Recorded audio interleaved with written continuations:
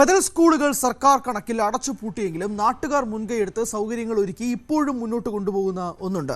മലപ്പുറം കരുവാരക്കുണ്ട് അരിമണലിൽ 2 നില കെട്ടിടവും മികച്ച സൗകര്യങ്ങളും എല്ലാം നാട്ടുകാർ നേരിട്ടാണ് ഇവിടെ പഞ്ചായത്തിന്റെ കൂടി പിന്തുണയോടെ സജ്ജമാക്കിയിട്ടുള്ളത്. മാറിയ സാഹചര്യത്തിൽ സർക്കാർ അത് ഏറ്റെടുക്കണമെന്ന ആവശ്യമാണ് ശക്തമായി ഉയരുന്നത്. ഒരു ലോവർ പ്രൈമറി സ്കൂളിന് വേണ്ട അവശ്യ സംവിധാനങ്ങളും സൗകര്യങ്ങളുമെല്ലാം 2 നില കെട്ടിടത്തിൽ പ്രവർത്തിക്കുന്ന അരിമണലിലെ ഈ ബദൽ സ്കൂളിലുണ്ട്. LKG മുതൽ 4ാം ക്ലാസ് വരെയുള്ള കുട്ടികൾ ഇവിടെ പഠിക്കുന്നു. കുട്ടികൾക്ക് യൂണിഫോമും പാഠപുസ്തകങ്ങളുമെല്ലാം സർക്കാരാണ് നൽകുന്നത്. ഉച്ചഭക്ഷണത്തിന്റെ ചെലവും സർക്കാർ തന്നെ വഹിക്കുന്നു.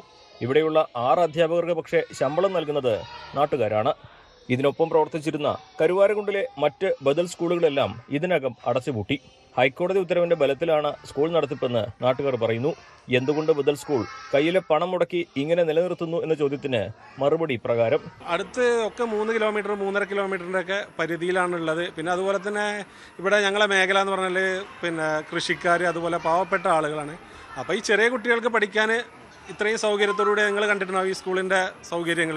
അപ്പോൾ ഇത്രയും നല്ലൊരു സ്കൂൾ അടച്ചുപൂട്ടി പോകുന്ന ഞങ്ങൾക്ക് ഒരിക്കലും ഞങ്ങളെ ഈ അരിമണലിലേക്ക് ചിന്തിക്കാൻ പറ്റില്ല. അപ്പോൾ അതുകൊണ്ടാണ് ഈ 4 വർഷമായിട്ടും നിയമ നടപടിയുമായി ഞങ്ങൾ മുന്നോട്ട് പോകുന്നത്.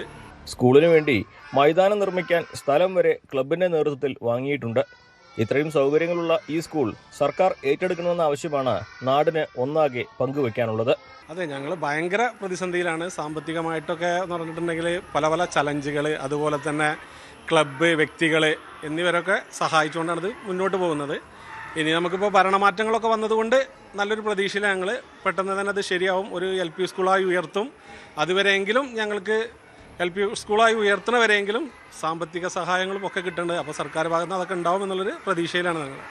സ്കൂളിൽ അടിസ്ഥാന സൗകര്യങ്ങൾ ഒരുക്കിയതുകൊണ്ട് മാത്രം സാധാരണ സ്കൂളിലുള്ള അവസ്ഥ ഇവിടെ ഉണ്ടാകില്ല എന്നത് മറ്റൊരു യാഥാർത്ഥ്യമാണ്. ഇക്കാര്യം കൂടി കണക്കിലെടുക്കുമ്പോൾ സർക്കാർ ഈ ബദൽ സ്കൂൾ ഏറ്റെടുക്കേണ്ടത് നാടിനെ സംബന്ധിച്ച് അനിവാര്യമാണ്.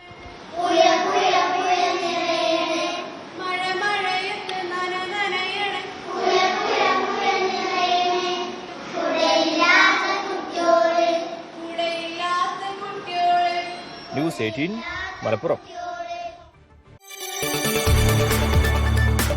കൂടുതൽ വാർത്തകൾക്ക് News 18 Kerala YouTube channel subscribe ചെയ്യുക.